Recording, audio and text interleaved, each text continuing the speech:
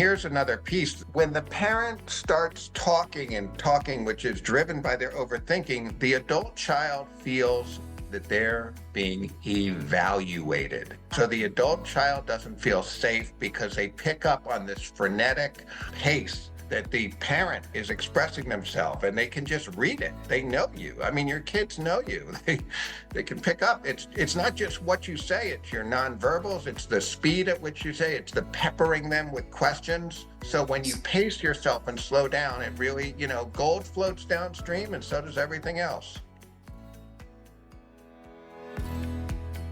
Hey everyone, welcome to Bite Your Tongue, the podcast. Join me, your host, Denise Gorant, as we explore the ins and outs of building healthy relationships with our adult children. Together, we'll speak with experts, share heartfelt stories, and get timely advice, addressing topics that matter most to you. Get ready to dive deep and learn to build and nurture deep connections with our adult children. And of course, when to bite our tongues. So let's get started. Hey everyone, welcome back to another episode of Bite Your Tongue, the podcast, building healthy relationships with your adult children. I'm your host, Denise Gorant. Thanks for being here. We're so glad you're listening. But before we get started, just a couple of quick housekeeping notes. We've launched our Bite Your Tongue phone line, and we truly want to hear from you. You can call us at 719-347-1106. Leave us a message. Tell us what struck you, what challenged you, or if you're feeling stuck in your relationship with your adult child. Your questions and stories really help us shape our conversations. And I promise, if you're struggling with something, you are not alone. And your question or issue is definitely going to help someone else. So give us a ring. Second, there are a few ways you can support our work. First, if you like an episode, share it. Send it to a friend or sibling or another parent who might need it. Every download truly helps. Follow us on social media. Come on, guys. If you're on Facebook, Instagram, we even have a small showing on TikTok now. Follow us. It really helps build our brand. And then finally, as you all know, there's big green cash. Even a small donation, as little as $5, helps keep this podcast going. You can visit biteyourtonguepodcast.com, click on the Support Us tab, and it's so easy to give us a donation as little as $5. We're so grateful. All right, listeners, let's get started. Today's episode is for every parent, and that includes me, who's ever laid awake at night running through every possible what if about their adult child. What if they make the wrong decision? What if they don't land on their feet? What if I say something wrong? Should I call them? Should I tell them? Should I bite my tongue? We worry because we care. That part's normal. But in many families, that worrying turns quietly into overthinking. And it shows up on both sides of a relationship. Parents overthink their adult children's choices. Adult children overthink their futures, and sometimes their parents' reactions. Before you know it, anxiety is traveling back and forth between these people who love each other. My guest today makes an important distinction. Overthinking isn't just anxiety. It's a mental habit, and habits, thankfully, can be changed. I sure hope so. So today we're going to talk about two things: how parents can manage their own overthinking without letting it leak into the relationship, and how we can support our adult children when they're stuck in worry without fixing, rescuing, or making it worse. Today's guest to help us with our overthinking is psychologist and parent coach Jeffrey Bernstein. He's the author of several books, and we're talking about his latest, Freeing from Overthinking, Ease Anxiety, Quiet Worry, and Tame Runaway Thoughts. Dr. Bernstein is practical, compassionate, and incredibly grounded.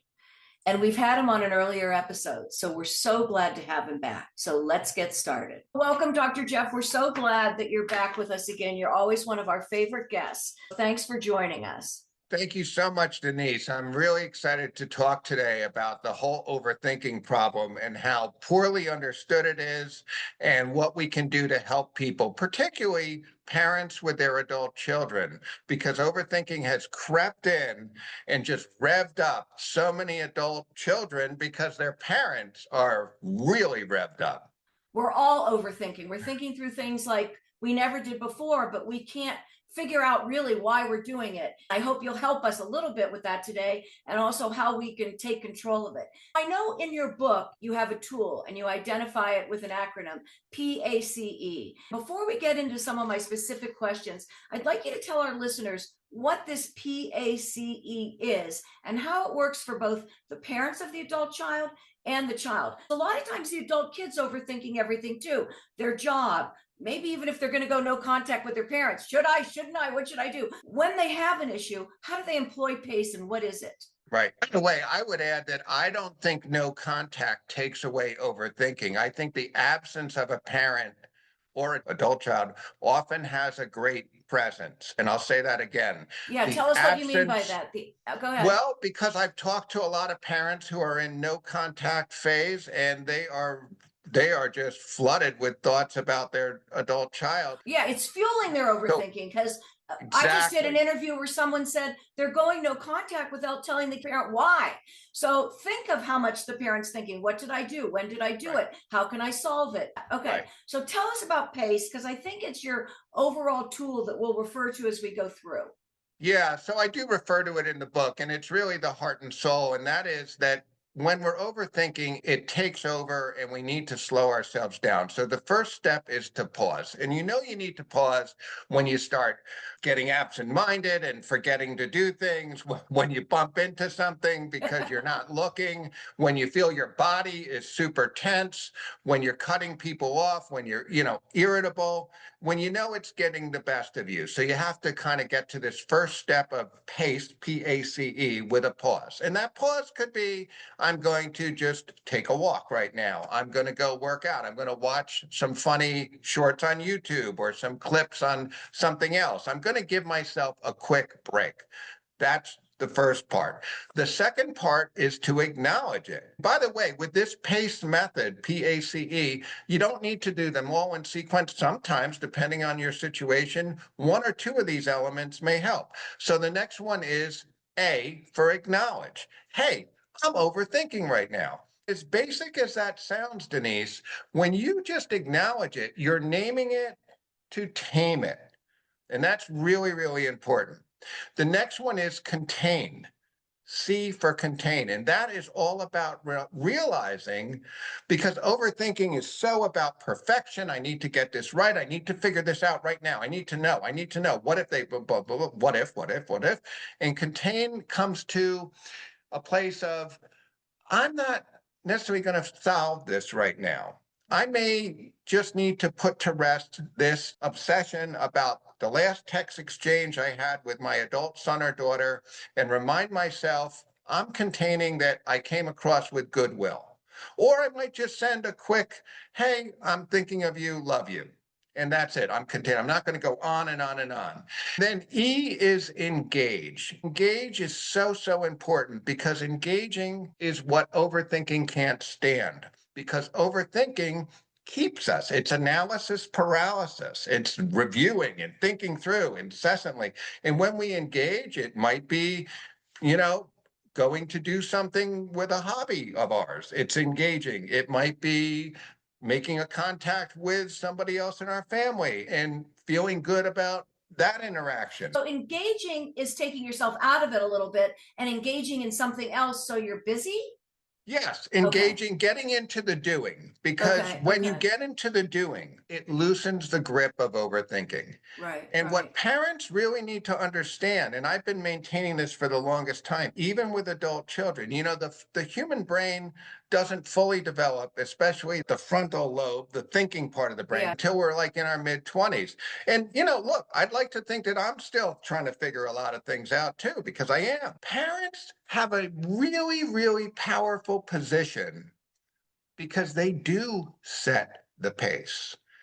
Think of it like Indianapolis 500. There's a pace car. All the cars are going to follow the pace of that pace car. I'm not necessarily a fan of racing, but I know that little bit about Indianapolis 500 or any race where there's a pace car.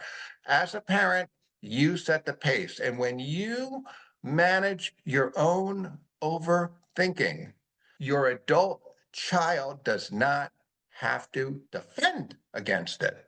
Do you think sometimes your overthinking fuels their overthinking? Absolutely. I think it goes both ways for sure. Yeah. Yeah. I have a question. I Yeah. get this pace thing and I'm thinking through it.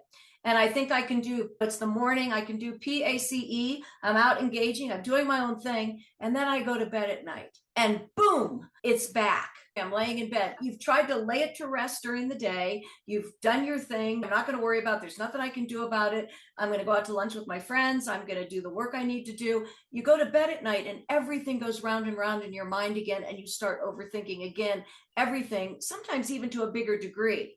Would we start all over again? I think it takes that long to do the pace. It might be hey, I'm feeling really tense right now. I can't sleep. What a great barometer that I'm feeling. I better pause. Then I Right. acknowledge, hey, I'm overthinking right now, right? Then I contain, I say, okay, I'm going to get out my notepad right now. Hopefully not your phone because of the light. It Right. might The keep you blue up, but a light, little right. scratch pad. And I'm going to write down a couple of thoughts about what I think about my relationship with my adult child or Right. something I'd like to say. So I have it down. I'm not going to lose it. Oh my gosh. And that's containment. And then I'm going to engage. Maybe a light meditation, maybe listening to a bedtime story on your phone, Yeah, those maybe are all good taking a few ideas. breaths. We tend to think, Denise, that with any psychological intervention that it's a once and done. Like, oh, Right. do we have to do pace all over again? But think about when people do diaphragmatic breathing, belly breathing, when they do yoga practices, it's not a once and done. The more we work on it, the better we get. Life is a maintenance process, especially with our adult children who are individuating, becoming their own selves. We're having to relinquish control and we're having to deal with uncertainty as parents because they're not under our roof. Even if they are, we don't know where they're going or what they're doing every minute. So that need for certainty is the driver of overthinking. What I'm proposing with this PACE model is a way out of fueling that overthinking because the overthinking is what fuels the anxiety. You say overthinking isn't just anxiety, it's a mental habit. What do you mean by that? Do you think it's the PACE method that can help you break that mental habit? I really do think it's the PACE method. I've looked up, by the way, let me just say right now, this whole overthinking, it's a new concept. People don't really understand it. I've talked to a lot of people like, what is overthinking? Is it OCD? Well, think about OCD. Like if you touch a railing when you're walking down the stairs, oh my gosh, here's this outside intrusive thought. I got germs on me. Now that's the obsession. Then I'm going to go with the compulsion and wash my hands. It's pretty straightforward, an outside signal saying danger. Overthinking comes from within, right? Okay, right. Overthinking is this need to have certainty created from our own minds. That's what's so unique about overthinking. Then I looked up, Denise, I looked up rumination. Well, is overthinking rumination? Well, okay, if I ruminate, I replay, I shouldn't have said this. I shouldn't have wrote that in my text. I shouldn't have said this on the phone. I shouldn't have pushed to meet their new girlfriend or boyfriend so fast, right? Okay, but rumination focuses on the past. Overthinking focuses not only on the past, but on the future. What if I say something stupid? What if I don't make myself clear? What if my new potential daughter-in-law or son-in-law doesn't like me? That's absolutely true. Why do you think, and you sort of mentioned this, if they're under our own roof, you don't know where they're coming or going, but I find my children are at a distance. When they're home, I'm a bit more comfortable. My overthinking doesn't take over. But when they're gone doing their own thing, I'm always overthinking. What are they, how are things going at their job? What's going on in their relationship? How come they haven't set the date for this? Why aren't they doing that? What is the distance? Or I guess it's the lack of control. What causes that overthinking in us? Do you have any thoughts about that? I think again, I keep coming back to that need for certainty. We want to know that they're safe. We want to know that they're moving their lives in a forward, productive way. We Pattern, don't yeah. want to see them get bruised and hurt. But guess what? This is the whole paradox of overthinking. We try so hard to get it right, to figure it out, the right things to say, the right things to do. Overthinking really can't stand trial and error learning because overthinking wants to just keep you paralyzed in your thoughts, like not moving. But when you get out into the doing, when your kid goes for a job interview and maybe doesn't say the right thing on that interview. I had a client that I was coaching, and she was having some struggles with her adult child. And, her adult child had a website for a certain side business. And I can't get into specifics, but Yeah, let's yeah. just say that the parent was really, really flabbergasted at some of the ways that their adult child put themselves out to the public. We'll just say Mm-hmm. that.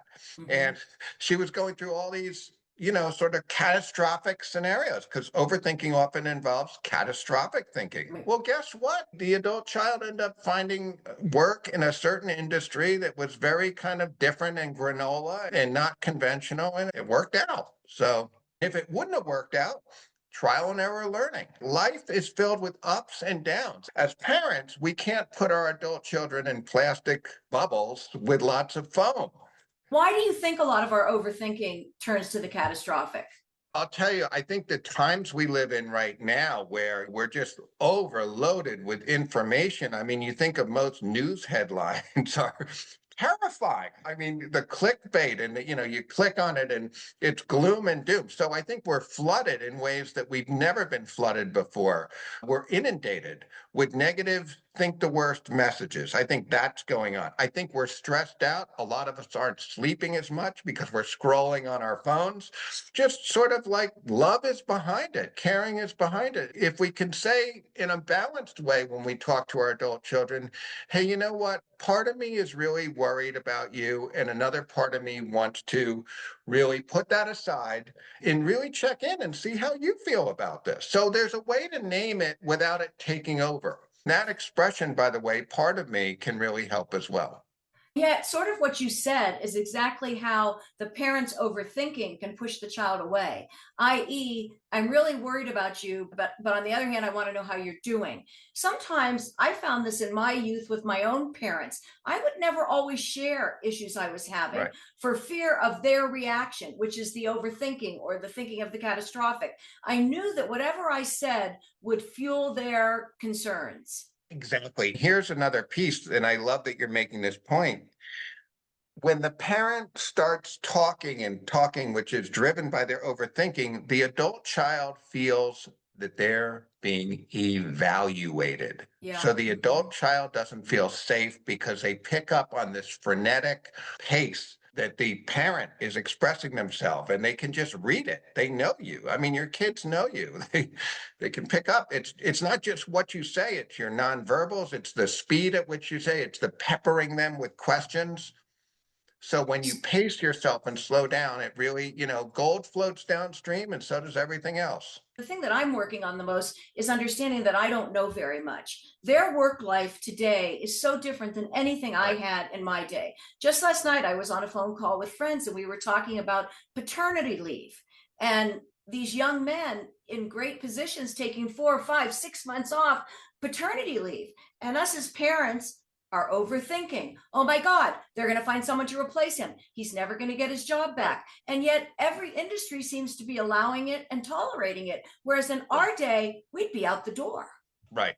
So that in our overthinking, we may not be really thinking as parents about a very huge way of being that I think this younger generation is mindful of, and that is work-life balance. I think historically, that the past generations have kind of put work-life balance to the side because I need to just go crazy here and to advance myself. Then when I'm 65, I'll relax and I'll travel. And they probably in their mind are saying, hey, look at all of you who drop dead because you haven't balanced your life. And now you're judging me. The parents like, no, no, no, I just want you safe, because if you take this, then you'll have this. And if you do that, then you'll be okay. Then what happens with overthinking, and this is so huge, is that the adult child hears an imposing of values instead of an exposing of values, because the overthinking has an intensity and it revs up the parent and the adult So child. exposing of values versus imposing of values. So imposing is pushing your values down their throat, and Right. exposing is just telling them what it was like for you. I don't know how old everybody is in the audience, but I grew up with parents that came out of the Depression. So it was all about work. That's all there was. So none of us from the baby boomers on have known what it's really like to be in a world war, I guess, but to really have nothing, to be in soup lines, everyone lost everything. My dad, it was constant. You better be the first one at work and the last one home. And the minute you stop working, you're going to lose everything. And that still dwells in my head. And I don't want to impose it on my kids, but I can't expose it either. Or tell me the difference there.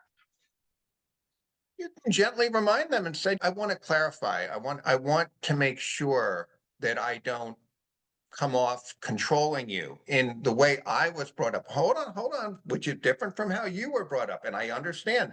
In fact, you might want to start with them and you might want to say, I know the times we live in right now, I'm doing my best to learn that they are different. I'm Yeah. aware that there have been national political figures who have taken 4 to 5 months off on paternity leave. I understand that this is a new movement and this is gaining traction. So please hear Johnny, Sarah, Right. Alfredo, please hear, this is to the adult child. Start with them and acknowledge that you are trying to understand them. Then once you anchor them and let them know, hey, I'm working to get this.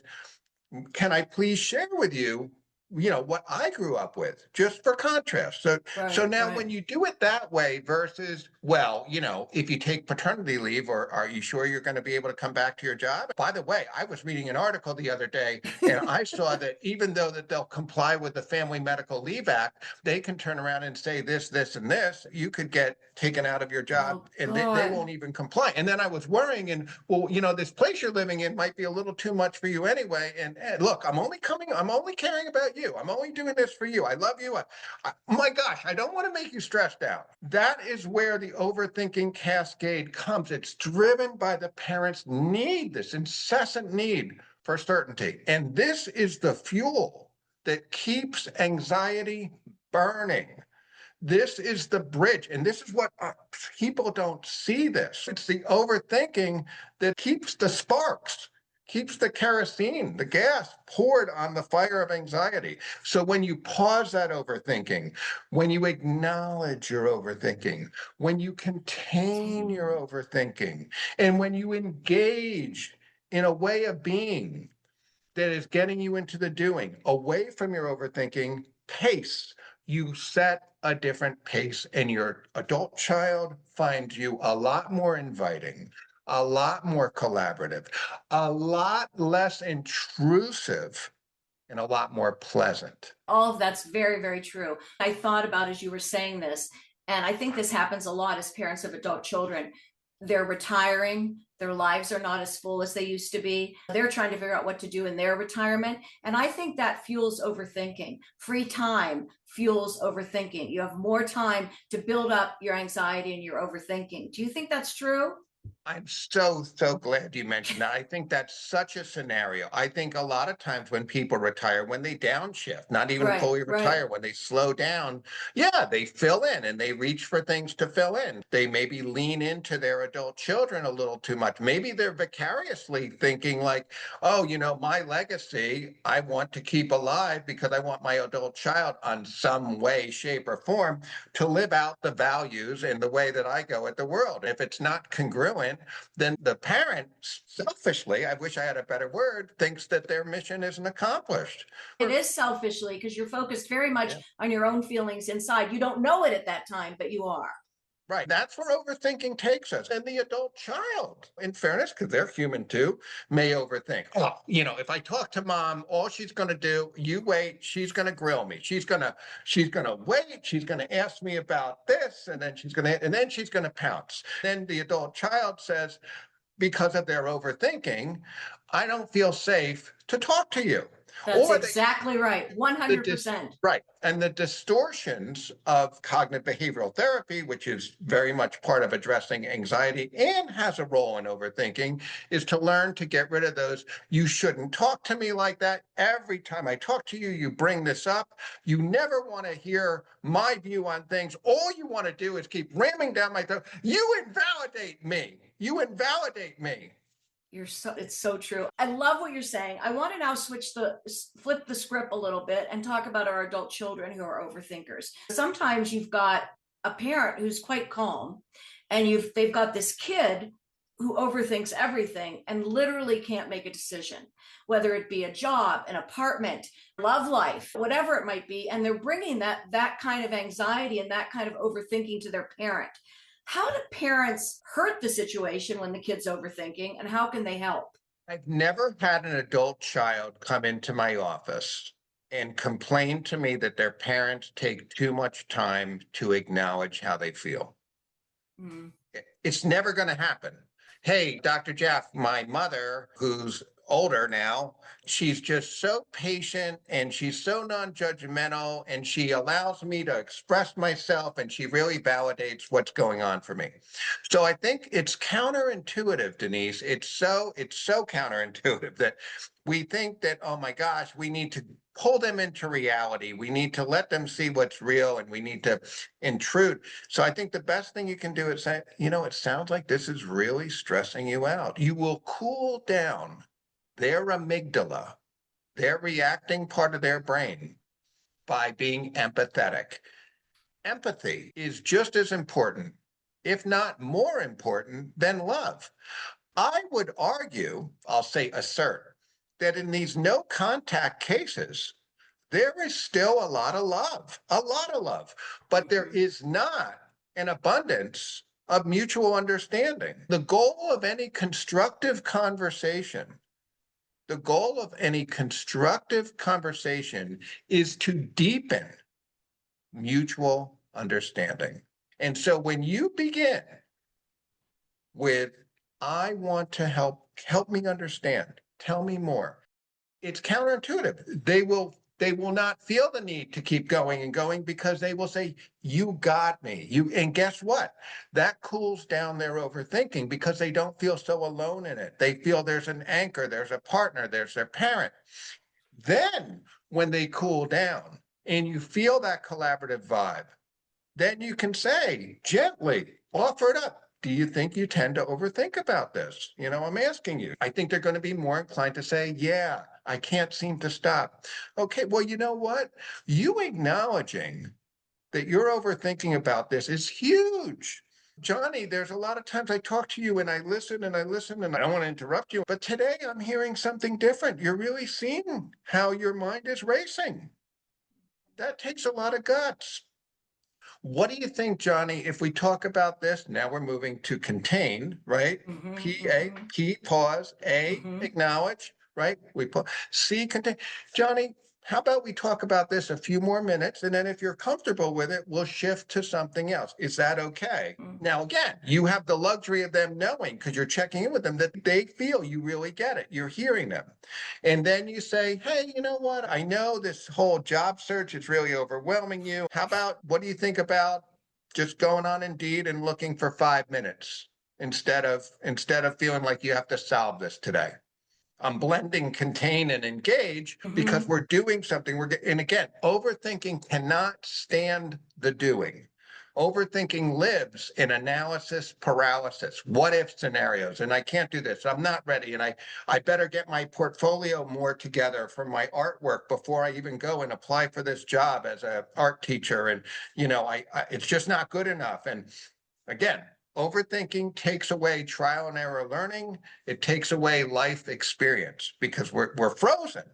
So the more that you come back as a parent and join with them and create that safety, that emotional safety, that's going to lower their overthinking, pacing it down.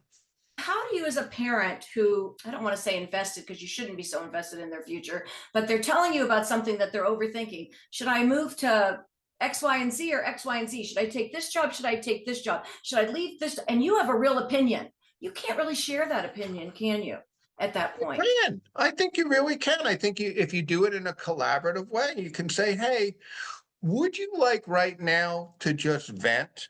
Because I'm here to listen. Or would you like some of my thoughts on it? What would feel best for you? What would leave you feeling most comfortable and not stressed out? I'm always hesitant to add my opinion because I'm afraid if they choose my opinion and it doesn't work out, I'm at fault. So I always say there's pros and cons to both, but it's really your decision. You know yourself much better than I do. Let me ask you, Denise, Okay. as a very intuitive mom, which you are, isn't there a high likelihood that they kind of know what your opinion is anyway? Yeah, you're right. You're right. Usually, you're absolutely I right. mean, Okay. maybe not all Okay. the time, but they kind of know you. They know your values. They know your reactions. Supposedly, 70% of communication is nonverbal. I'm so nonverbal. What's the danger of the parent becoming the crisis manager? The kid calling, you talk about kids who don't talk to their parents. There's also a situation where the parent's calling constantly in the middle of the job, as soon as they get home, their Right. relationship, after each date. That can be a real problem too. Too much connection. They become the manager of their child's life, both in the overthinking, their crises, everything. I call those parents SWAT team leader parents. We've all been there. But are you wearing a shirt that says SWAT on it? Parents position themselves and they posture themselves as this SWAT team leader. They're going to swoop in and, fix their adult child's failures, struggles, setbacks, forgetting that life is all about ailing, failing, and prevailing. Ailing, Fail, failing, and ailing, failing, and prevailing. And part of the whole idea, and these are overthinking parents who feel like they have to solve every problem. So when you come in as a SWAT team leader parent, you really are conditioning your child that you're going to rescue them. Now, we can get into all the specifics, financial contributions and how much, and do you do it if the child is showing good financial management? Maybe you do it if they're door dashing every single day, and if they're going and spending in what seems to be not the most grounded way, that they're outliving their paycheck. Then that SWAT team leader is going to be very popular because you're going to keep being the SWAT team banker, that kind of thing. I think parents, and I want to come back to something you said earlier, that when parents slow down, when they retire, when they have more time to think, they're more vulnerable to becoming that SWAT team SWAT leader. team. They may have had a position at work where they felt some level of prestige or responsibility. So parents need to step and do that pace on themselves and, pause and acknowledge, am I overthinking this? And maybe I ought to contain, maybe my emotional support right now for my child is less is more.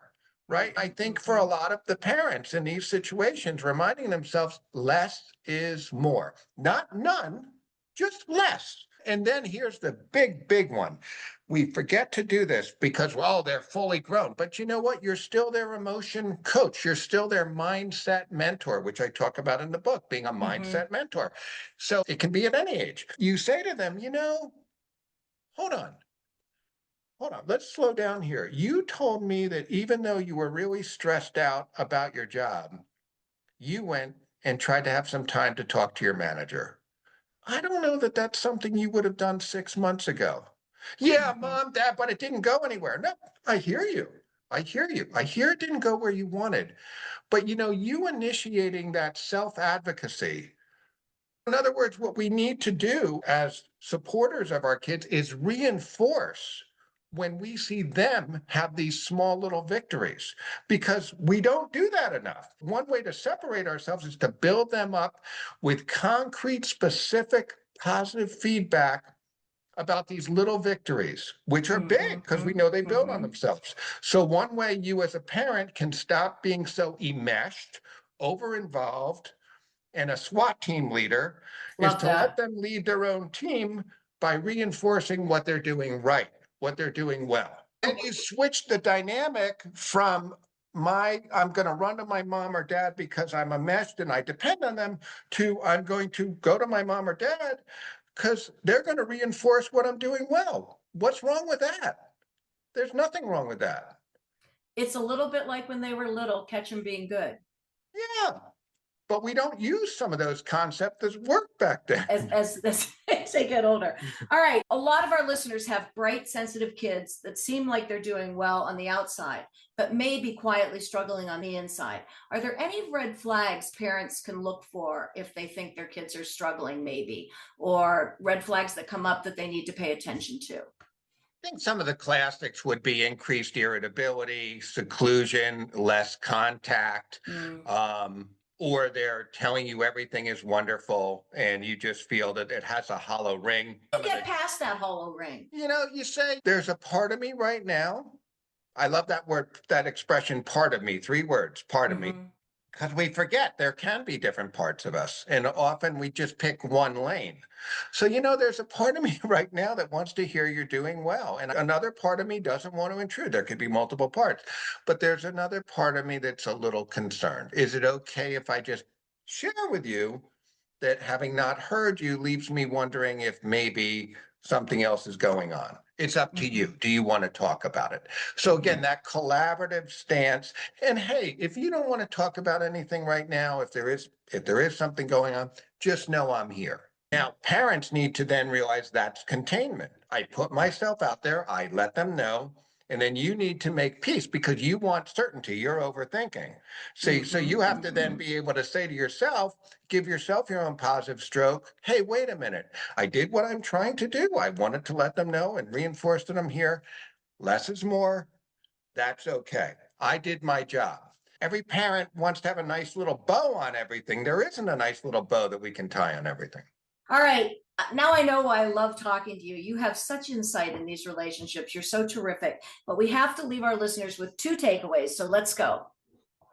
So, number one is that overthinking is the fuel for the anxiety fire. Overthinking keeps anxiety alive. Number two, when parents regulate their own overthinking, their adult children do not need to defend against it. Their adult children will feel that they're much more approachable, their parents. They're more likely to feel emotionally safe because the adult child does not feel evaluated because the parent is overthinking.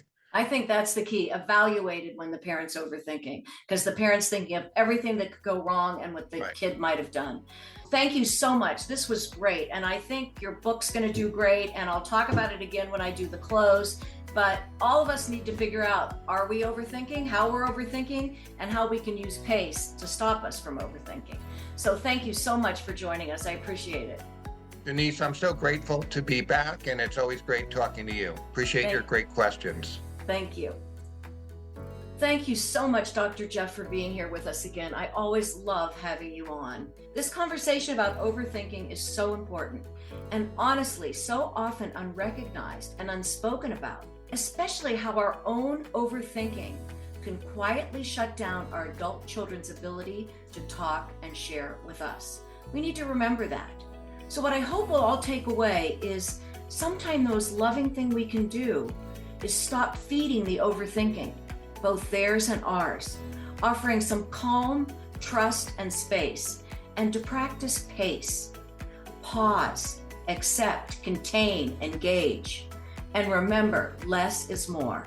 It isn't about giving up, folks. It's not about giving up on our adult kids. It's about giving them room to breathe, think, and grow.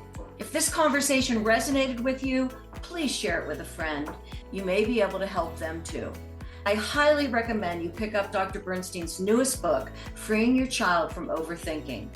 Even though it's written with kids in mind, the tools are incredibly powerful for parents navigating relationships with their adult children. You can learn more about Dr. Bernstein and his work at drjeffonline.com. Thank you again to Connie Gorant Fisher, our audio engineer. Thanks so much to each and every one of you for listening. And sometimes the most loving thing you can do is bite your tongue.